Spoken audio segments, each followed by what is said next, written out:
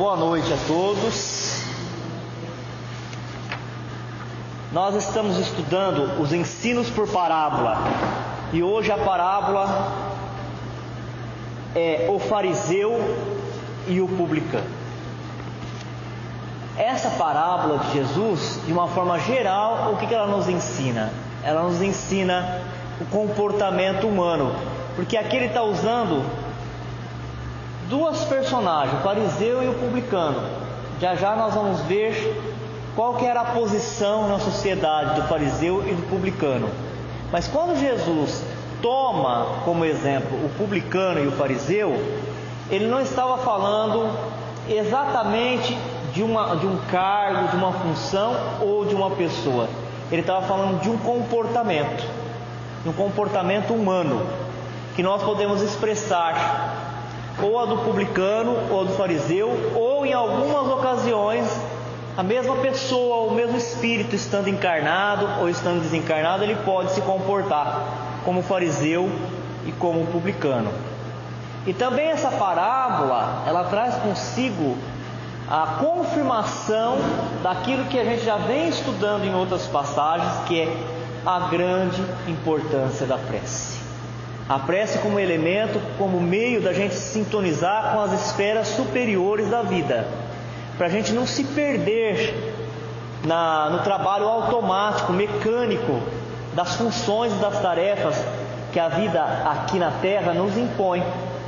Porque nós somos chamados a fazer muitas funções desde a hora que nós acordamos até a hora que nós vamos dormir, mas nós nunca poderemos perder de vista quem nós somos. Qual é a nossa natureza? E a nossa natureza é espiritual.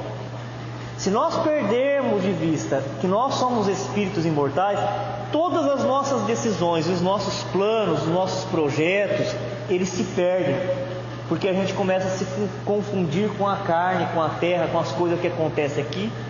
E para garantir o sucesso, para garantir que a gente possa prosperar no campo físico, nós acabamos perdendo até a nossa identidade, e como diz o ensinamento do Cristo, nós perdemos até a nossa alma, quando ele disse: aquele que tentar salvar o corpo, perderá ainda a alma. É aquele que tentar garantir a qualquer custo o conforto, a comodidade aqui na terra, vai perder os princípios, o caráter, vai perder aquilo que busca, e aquilo que nós buscamos de verdade não é dessa existência, ela já é milenar. Nós estamos buscando Deus, já faz muito tempo, faz séculos que nós buscamos Deus, mas nessa busca constante de Deus, que é a busca também de subir de uma escala espiritual mais atrasada para uma mais adiantada, muitas vezes a gente se perde de vista. Então é fundamental a oração e a prece. O dia que nós descobrirmos isso, nós não vamos parar de fazer prece nunca. É lógico que para fazer uma prece, uma oração, como recomenda a doutrina espírita, nós não precisamos parar de fazer aquilo que nós estamos fazendo, porque a prece ensinada pela doutrina espírita é uma postura mental de reconhecimento, de gratidão a Deus, às pessoas que nos ajudam encarnada, aos bons espíritos. Está sempre abençoando a tudo e a todos, mas ela é muito importante. Então, de maneira geral, é isso que vai nos trazer a parábola do fariseu e do publicano. Duas personagens que viviam, que estavam no contexto de Jesus, e que foi aproveitado por ele, como ele sempre faz nas parábolas, partindo daquilo que as pessoas conhecem, para depois aprofundar o conhecimento. Mas na verdade o fariseu e o publicano é a alma, é uma pessoa, uma persona, somos nós. E aí cada um vai avaliando na sua vida, se está atuando como fariseu ou como publicano, ou se está oscilando. Porque nessa etapa de evolução que nós estamos, dificilmente nós conseguimos nos fixar em uma linha. A gente desce muito, sobe, desce e sobe. Mas chegará uma hora que nós vamos encontrar estabilidade, quando a gente estiver nessa categoria que nós tanto buscamos, que é a dos bons espíritos. Porque os bons espíritos, eles nunca têm pensamento ruim. Eles nem produzem mais pensamento ruim. Enquanto nós estamos lutando contra os maus pensamentos e os maus sentimentos. Os bons, eles já não precisam lutar mais contra os maus pensamentos, porque esse não chega neles. Não tem repercussão mais, né? Sem querer comparar o espírito com Deus, né? Mas é a mesma coisa que perguntar: Deus criou o demônio? Deus não criou o demônio, porque o demônio, como as pessoas aqui o concebem, seria um ser maligno, que foi já criado maligno, e Deus não tem substância, Ele não tem material para criar o mal. Então a mesma coisa, não exatamente no mesmo nível, porque Deus sempre é acima do espírito. É uma coisa, o espírito bom. O espírito bom, ele não precisa resistir os pensamentos ruins, as atitudes ruins, porque ele já é fonte constante e perene do bem. Ele pensa o bem, ele deseja o bem, ele pratica o bem. Qualquer coisa diferente disso não faz parte da sua natureza, da sua maneira de agir. Então vamos ver a parábola. É uma parábola que está no Evangelho de Lucas, no capítulo 18, nos versículos que vão de 9 a 14. E disse também essa parábola a uns que confiavam em si mesmos, crendo que eram justos, e desprezavam os outros. Então Jesus, tentando passar um ensinamento para algumas pessoas que estavam ao redor dele, que se achavam justos e as outras pessoas se achavam injustas, que é um comportamento muito recorrente na Terra. Nós não conseguimos fazer uma autoavaliação, nós fazemos avaliação dos outros, por vários fatores. Um deles é porque os nossos olhos estão sempre no outro, nunca está em nós. Então nós estamos sempre acompanhando o comportamento do outro. E depois porque é cultural. É cultural a gente ficar acompanhando a vida dos outros, porque se a gente encontra erros nos outros, aqueles erros que estão nos outros podem nos valer. A gente pode usar aquele erro do outro para poder subir na terra, na concepção da terra. Então, essas pessoas também rodeavam Jesus. Elas se achavam dignas, achavam-se pessoas boas, justas e honestas. E as outras pessoas eram sempre alvo de crítica, de julgamento. É aquele julgamento em que a pessoa já julga e, na sequência, ela já condena. Jesus nunca foi de fazer uma reprimenda às pessoas, porque o cuidado dele era sempre de elevar as almas. Ele veio para ensinar, para ser modelo, para que cada um chegue na sua própria conclusão e voluntariamente, quer dizer, por vontade própria, a pessoa faça. Porque é muito difícil, quando você chega e aponta o dedo na pessoa e fala: você é isso, você tem que fazer aquilo, dificilmente ela adere àquilo que você está falando, mesmo que você tenha razão. Mas quando a pessoa ela chega na conclusão por ela própria, aí então ela movimenta todos os esforços, toda a sua energia, né? Ela abraça com toda a força da sua alma aquilo para ela poder conseguir.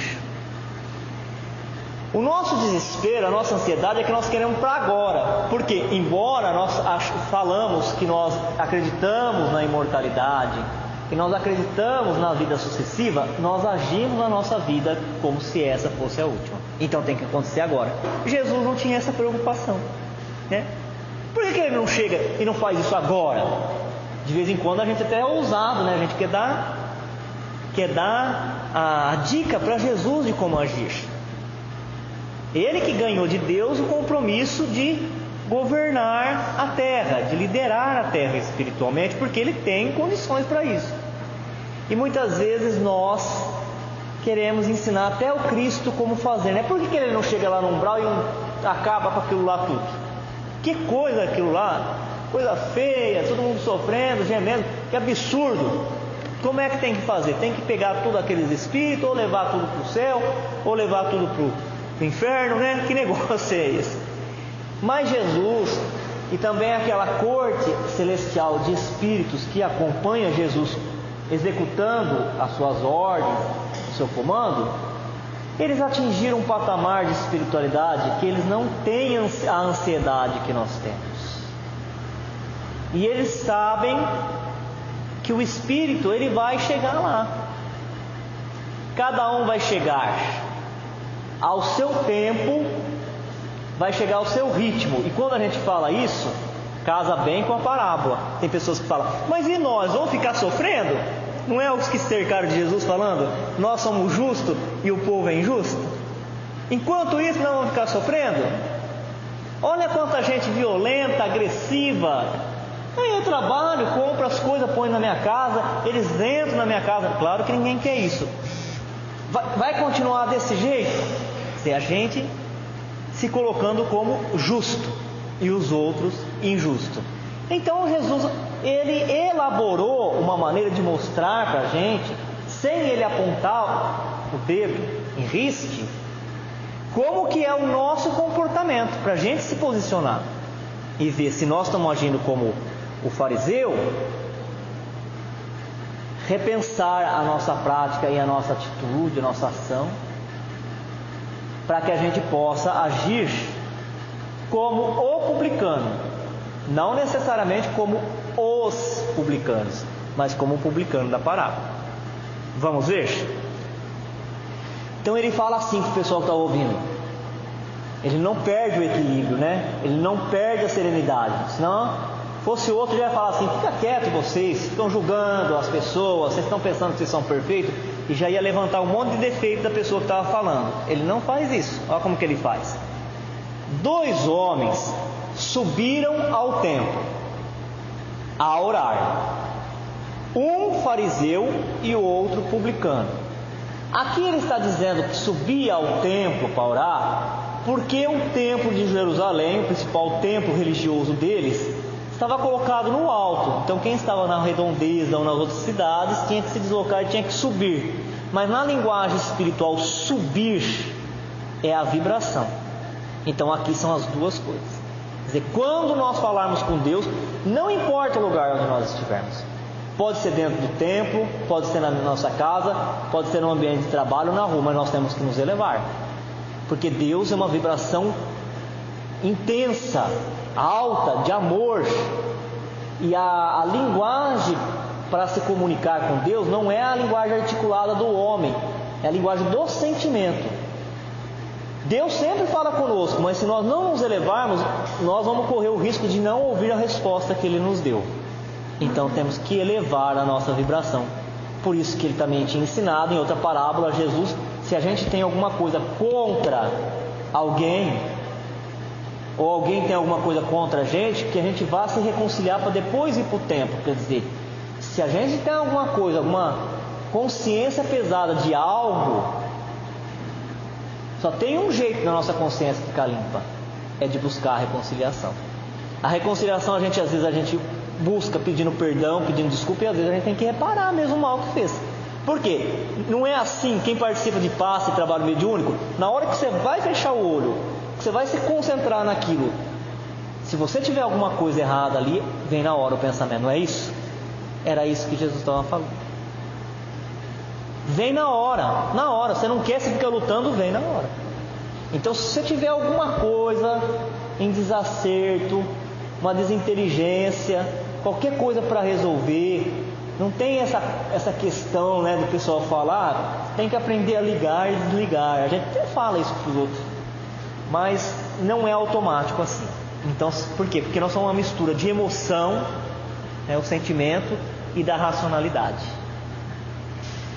Então tem que resolver aquele problema para estar com o coração puro e conseguir fazer essa subida, subir de vibração, elevar-se. Aí ele fala então que até aqui os dois estão na mesma condição, o publicano e o fariseu, os dois subiram a vibração, né? Não quer dizer que os dois subiram e ficaram no mesmo nível. Quer dizer que da onde eles estavam, os dois subiram. Senão não tem nem jeito de elaborar uma prece. Uma prece mecânica não é uma prece. Então os dois estavam realmente movidos pela vontade de se comunicar com Deus. Eles estavam buscando Deus. Até aí a busca era sincera. Vamos ver qual é a diferença. O fariseu, estando em pé, orava consigo desta maneira: ó Deus, graças te dou, porque não sou como os demais homens, roubadores, injustos e adúlteros, nem ainda como este publicano. Jejuo 2 vezes na semana e dou os dízimos de tudo quanto possuo. Então veja bem, quem que era o fariseu aqui? Essa figura, essa função na sociedade que foi tomada por Jesus como um dos exemplos. O fariseu, ele fazia parte da principal seita religiosa daquela época. Todos eles eram judeus. E o fariseu era daquele grupo de mais destaque na sociedade. Eles tinham uma maneira de se vestir diferenciada. Eles eram conhecedores da Escritura e defensores intensos, defensores fiéis dos ensinamentos de Moisés. Mas eles faziam parte daquele grupo que discutiam opiniões. Então eles entravam em discussões ferrenhas para poder defender a Escritura Sagrada. A eles próprios, eles se davam o título dos guardadores da tradição dos ensinamentos de Moisés. Eles se davam. A gente fala isso porque numa passagem do Evangelho de Jesus no Novo Testamento, quando Jesus pregava, um jovem gritou da multidão e falou assim: Jesus! Ele já percebeu de cara que Jesus era uma luz intensa que estava no mundo por pouco tempo. Então ele pensou: vou aproveitar para resolver meu problema. Jesus, fala para o meu irmão dividir a herança para mim. Ele não estava falando nada disso. Veja só, Jesus estava falando de Deus, da espiritualidade maior, né? Igual a gente quando está dando aula, está tudo empolgado e alguém levanta a mão, você fala: bom, alguém vai participar aí da aula, vai fazer uma pergunta, uma colocação, e levanta a mão lá e você fala: pode falar. Posso ir no banheiro? É a mesma coisa da passagem. Jesus estava lá naquela comunhão com Deus, com o Pai, falando das coisas do Espírito imortal, da eternidade, falando do sentimento de amor, da felicidade real que o mundo ainda não sabe o que é, nunca experimentou. E a criatura levanta a mão, parece que não entendeu alguma coisa e fala: fala para o meu irmão. Eles estavam numa briga de família. Fala para o meu irmão dividir a herança para mim. Quer dizer, achei a solução, né? Se Jesus falar, todo mundo obedece. E aí Jesus responde para ele: meu filho, né? Querendo dizer assim: acho que você não entendeu nada, vou começar tudo de novo. Quem disse para você que eu fui nomeado juiz para fazer partilha das coisas da terra? Eu não sou juiz de nada.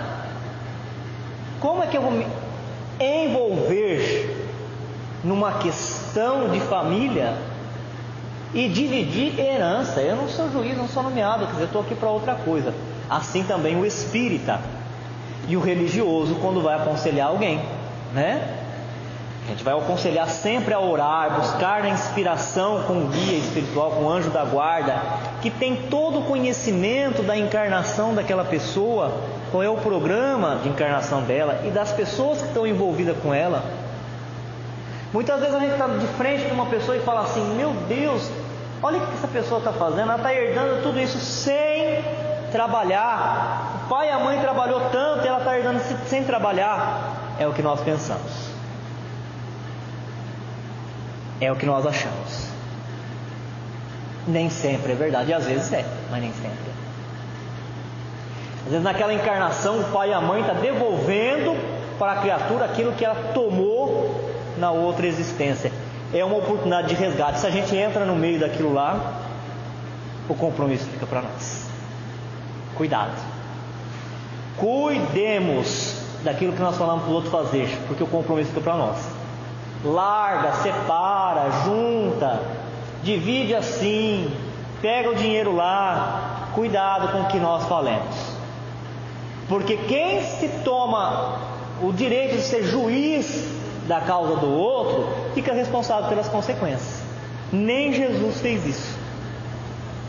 Quer encontrar o reino dos céus? Faça como eu fiz. O que Jesus fez? Renunciou a qualquer bem material, a qualquer vantagem, não corrompeu os seus sentimentos, os seus instintos, foi levado à cruz, mas se manteve fiel a Deus. Você conhece Deus? Conheço, eu sou filho de Deus. Enquanto os outros falavam, você conhece Jesus? Não, não conheço, nunca vi falar quem é Jesus. Você quer encontrar o reino dos céus? Faça como eu fiz. Esse é o exemplo, o ensinamento dele. Agora, quando ultrapassamos o limite das coisas, nós criamos compromisso para as nossas vidas. Nos enchemos de resgates desnecessários. Então o fariseu era este homem que para o olho da sociedade era uma criatura importante, todo mundo respeitava, reverenciava e temia, porque tinha o conhecimento e usava o conhecimento para dominar e para defender os seus interesses. Era capaz de ir até o final, era capaz até de mandar matar ou de matar mesmo, porque eles apedrejavam. E eles se intrometiam então com qualquer trincas, qualquer discussões, eles entravam no meio para brigar. Mas por que eles achavam que eles eram justos?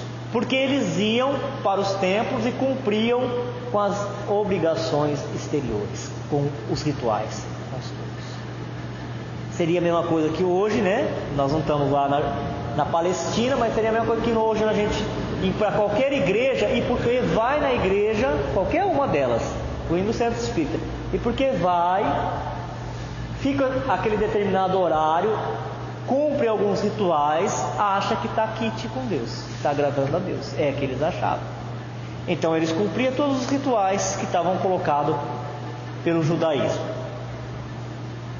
Não importa o que faziam depois lá, se eram insensíveis às dores humanas, se permitia que pessoas morressem de fome, eram injustiçados, não tinha problema. Bastava que eles eram cumpridores dos compromissos religiosos. Por isso que ele fala assim com Deus. Olha, Deus, começa o diálogo dele desse jeito: eu estou aqui como um homem bom e justo. Eu não sou igual a esses homens que roubam, que são adúlteros, que se prostituem. Sou um homem bom. Sou um homem bom. Quer dizer que ele está então intimando Deus, né? Como se Deus não soubesse de tudo. E uma coisa mais complicada que tem é a pessoa tecer elogio próprio. A gente está sempre falando aqui nos nossos estudos para tomarmos cuidado, nós que usamos a palavra, para nunca falar na primeira pessoa. Eu faço, né? É meu, igual eu. De vez em quando escapa e a gente pede desculpa. Sempre na terceira pessoa. Nós fazemos, nós estamos pensando. Jesus ensinou. Por quê? Porque o trabalho ainda e o projeto é de Jesus. Nós todos somos meros colaboradores quando se diz respeito da divulgação do Evangelho, porque o Evangelho é de Jesus. Então aqui já Jesus quis ressaltar nesse ensinamento, quando ele pega a oração do fariseu, o orgulho. O orgulho que faz a pessoa ficar cega em relação a todos os seus defeitos, aos seus vícios e se colocar acima das outras pessoas, mesmo que fosse, e nesse caso não é. E ainda para arrematar, na oração, o fariseu, ele ataca o colega que estava orando ali do lado e diz: eu não sou igual a esse publicano. E por que a figura do publicano aparece aqui? Porque os publicanos, não este, exatamente, os publicanos eram aqueles que cobravam impostos, tributo. E nós sabemos, porque nós estudamos, né? Todos nós estudamos, ou se nós não estudamos na escola, a gente vê nos filmes históricos, que o povo judeu, o povo hebreu, eles estavam sob o jugo de Roma, do Império Romano. E o Império Romano, cada vez que entrava um imperador lá e que eles nomeavam mais um auxiliar deles, um representante, era mais luxo, era mais vinho, era mais banho, era mais escravo. Então eles tinham que aumentar impostos. E eles passavam para as costas de quem? A Previdência faliu. Quem que vai pagar? Nós que vamos trabalhar até 70 anos, né? Não mudou muita coisa, mas antes era pior.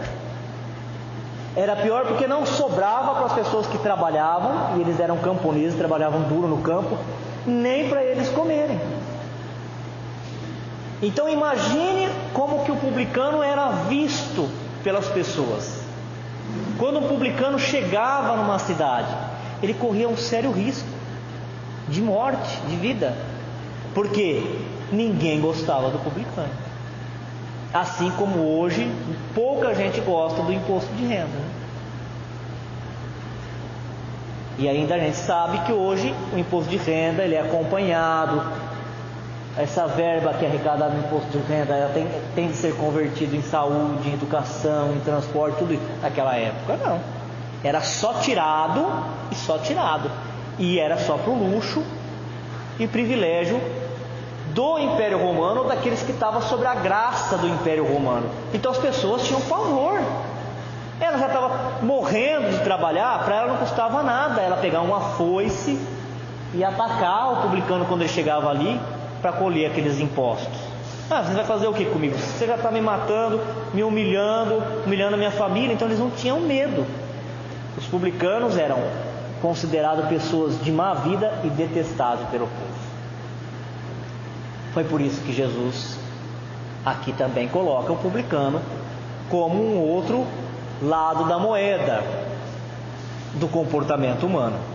Porque o publicano, mesmo sendo assim, e muitas vezes ele cobrava imposto, ele cobrava para o império, mas ele mesmo, na parte que era dele, ele não desfrutava. Ele não desfrutava de nada, porque a vida dele era buscar o imposto para repassar para o Império Romano e se defender, se proteger para ele não morrer. Então ele mesmo não usufruía disso daí. Vamos fazer um parênteses aqui, que Zaqueu, lembra do personagem Zaqueu do Evangelho? Na evangelização infantil a gente tinha até uma musiquinha de Zaqueu. Zaqueu era um publicano e ele era de baixa estatura. E quando Jesus foi passar pela região onde ele morava, ele queria ver Jesus.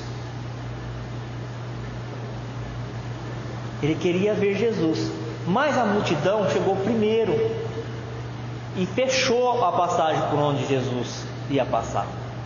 E logo ele calculou assim: quando Jesus passar por aqui eu não vou ver nada, porque essas pessoas tudo altas na minha frente, eu sou pequenininho, eu não vou conseguir ver. Então o que ele fez? Ele correu na frente da multidão e subiu numa árvore, um sicômoro, essas figueiras enormes, e ficou esperando Jesus passar.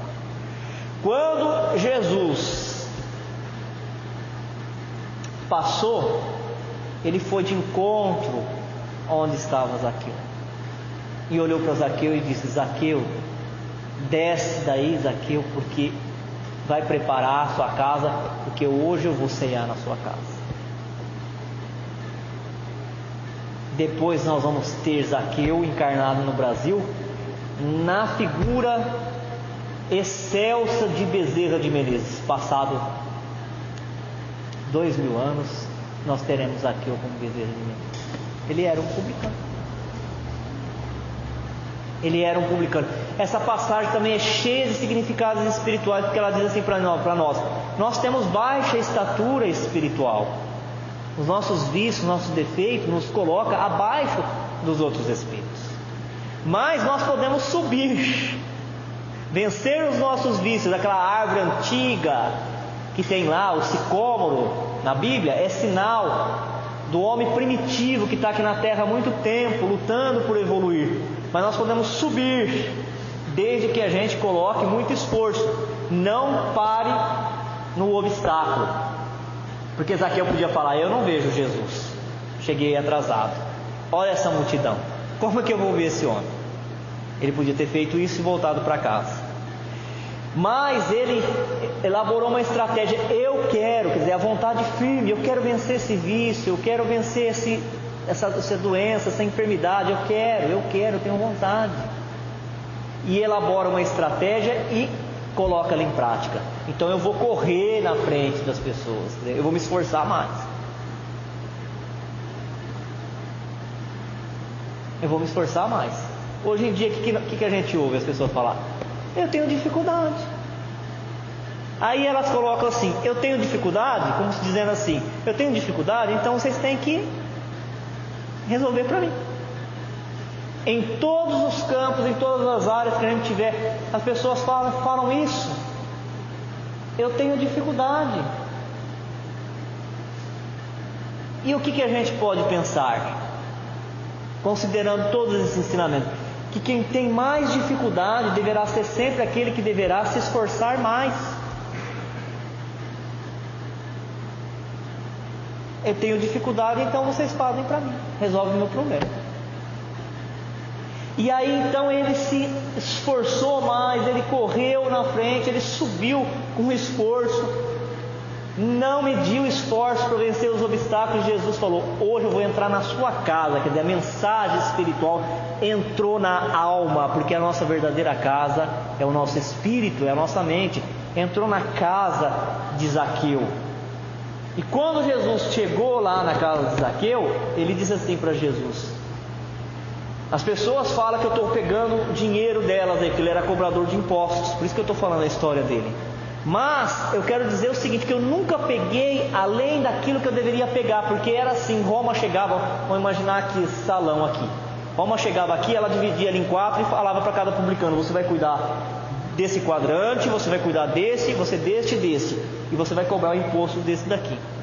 E só ficava uma parte para eles, né, do trabalho que eles faziam.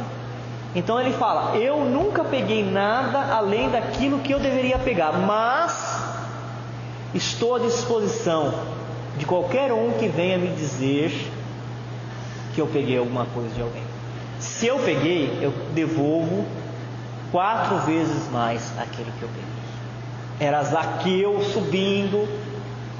subindo naquela encarnação para chegar na altura de Bezerra de Menezes nestas épocas em que nós vivemos. Então era essa a condição do publicano. Ele era odiado pelo povo, e o fariseu, ele era adorado, idolatrado. O seguidor do Cristo, ele tem isso muito claro, e a gente está sempre repetindo isso nos nossos estudos: cuidado quando você está aplaudido pela maioria. Quando você está aplaudido pela maioria, você é amado, idolatrado. Cuidado, porque espiritualmente você pode estar no caminho errado. Quando a massa achar que você é bobo, que você é tolo, aí você está evoluindo espiritualmente. Porque são duas coisas diferentes: progredir na terra e progredir nas questões espirituais. Não se pode servir a 2 senhores. Ou você serve as coisas espirituais e evolui espiritualmente e sobe a figueira, vencendo e deixando para trás as más tendências, ou você prospera na terra, e para poder prosperar na terra você entra nos conflitos que ela apresenta, não é? faz o jogo que a terra impõe, os acordos que pode fazer perder a alma que a terra oferece. Então esse publicano, ele era odiado, mas será que ele fazia as coisas erradas só porque ele era odiado? E esse fariseu que era idolatrado, que era uma figura respeitadíssima, será que espiritualmente, moralmente, ele era realmente evoluído? Vamos ver? Vamos ver então como é a conversa do publicano com Deus. A do fariseu nós já vimos: eu sou bom, eu sou justo, eu sou cumpridor dos deveres religiosos. E esse publicano aí, como os outros homens, são maus e são ladrões, são adúlteros. Vamos ver agora o publicano. O publicano, porém, estando em pé, de longe, nem ainda queria levantar os olhos ao céu. O primeiro, o fariseu, dava ordem para Deus, colocava Deus como secretário dele. Ele já chegava com a ordem de serviço para Deus: você me faz isso porque eu sou bom, sou merecedor. Já o publicano nem conseguia olhar para os céus, ficava de cabeça baixa, porque não se achava digno de olhar diretamente para Deus, mas batia no peito dizendo: ó Deus, tem misericórdia de mim, pecador.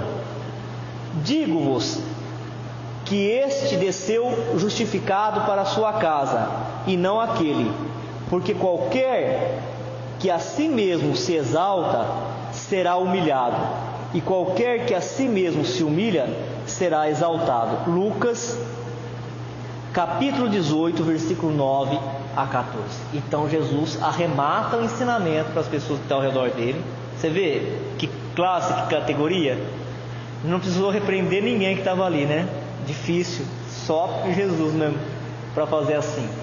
Deu um ensinamento, e todos que estavam ali ao redor de Jesus, provocando uma resposta de Jesus, pudesse compreender o que ele estava falando, sem ofender, sem humilhar, né, a ninguém. Mas disse a verdade: olha, quem desceu lá do templo justificado, quer dizer, quem saiu dali com a consciência livre, tranquila, em paz com o seu próprio espírito, foi o fariseu ou foi o publicano? Fica claro para nós aqui que quem saiu justificado, quer dizer, não é que se tem algum erro, já saiu reparado e perdoado, mas saiu justificado, quer dizer, com forças espirituais para poder depois, na prática, fazer aquilo que tem que ser feito. Foi o fariseu ou foi o publicano? O publicano, porque teve um gesto de humildade, porque já reconhece as suas necessidades, e quem reconhece as suas necessidades está a um passo de resolver o problema. Sempre a realidade, a verdade é o caminho mais curto para a gente achar uma solução. Como é que o fariseu, se ele vem para a encarnação, para mudar, para melhorar o seu espírito, como que ele vai mudar com uma fala igual a essa? Se a boca, a fala, ela é reflexo do pensamento, lembra lá? Cuidado com aquilo que você fala, porque não é o que entra pela boca que compromete o que sai, é porque o que entra está vindo de fora, não pertence ao espírito, mas o que sai pela boca, quer dizer, a atitude, ela é reflexo do que você pensa mesmo. Se ele pensa que ele é tudo isso, então ele não precisa melhorar, mudar. Se as coisas não acontecem certo na vida dele, quem está errado aqui, segundo essa oração? Deus, né? Então, ó Deus, eu venho te comunicar por meio deste que tem alguma coisa errada. Ou o Senhor está dormindo, alguma coisa, porque eu sou um homem bom, as coisas têm que dar certo para mim. Enquanto o publicano, não, eles colocam uma postura de humildade. Ó, eu sei da minha posição espiritual, eu posso enganar os outros, mas eu sei o que eu penso, o que eu faço, o que eu sou. Então eu só venho pedir-te força, sabedoria, ilumina a minha vida, meu pensamento, para que eu não caia mais uma vez em mais uma encarnação. Então aqui está mostrado o poder da prece mas que fique bem claro que a prece, ela nunca deverá ser um pedido material das coisas que a gente quer. Porque as coisas materiais, elas dão certo também quando as coisas espirituais estiver dando certo. Então a gente pede oração, a gente pede prece, e com certeza os bons espíritos, eles descem em falanges. Quando eles descem em falange, eles trazem uma maneira diferente de resolver o problema, porque eles estão numa esfera superior. Se a gente fizer uma assembleia, surgiu um problema aqui, nós fizermos uma assembleia para resolver, um dá uma opinião, outro dá outra opinião, às vezes a gente termina a reunião e não consegue a solução. Quando desce essa pleiade, essa falange, eles já passaram por tantas dificuldades igual a nós, eles já acumularam essa experiência. Então eles assopram, faça assim, mas quem tem que fazer somos nós. Faz assim que vai dar certo. E a gente faz, quando está em sintonia, quando a gente sobe, né, a vibração, em sintonia, colhe o pensamento e executa. Quando não acontece isso, pode ter acontecido duas coisas. Ou a pessoa fica lá revoltado, né?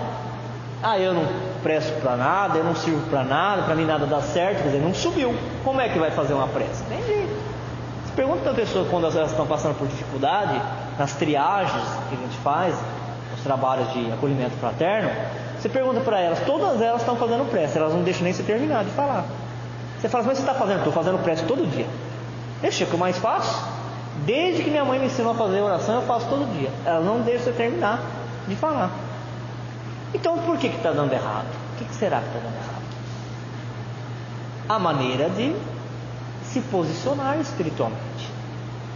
Porque quando você faz uma oração, se você faz é porque você tem fé. E a fé é o pedido daquele que tem certeza que vai acontecer o melhor para ele, porque ele acredita em Deus, não é? Como um ser justo, como aquele que olha por todos, por toda parte. E vamos lembrar sempre que a revolta, ela é uma linha tênue para a loucura. Quem é revoltado, quem é inconformado com as coisas, está a um passo de cair na loucura. É um perigo.